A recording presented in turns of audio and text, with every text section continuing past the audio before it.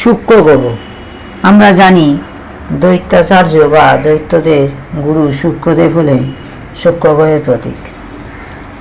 শুক্র গ্রহের স্বভাব বৈশিষ্ট্যের মধ্যে অত্যন্ত গুরুত্বপূর্ণ সেটি হলো শুক্র গ্রহ মানুষের শিল্পমনকে প্রভাবিত করে। অর্থাৎ যেসব মানুষের শুক্র খুব উচ্চ পর্যায়ে থাকে তাদের শিল্পমনস্কতা অধিক লক্ষ্য করা যায় এবং তাদের শিল্প সাহিত্যের প্রতি জ্ঞানও বিশেষ প্রখর হয়।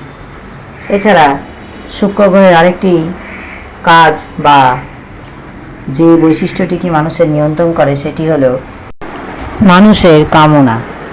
এটি শুক্র গ্রহের দ্বারা নিয়ন্ত্রিত হয়। শুক্র গ্রহ সৌন্দর্যের প্রতীক।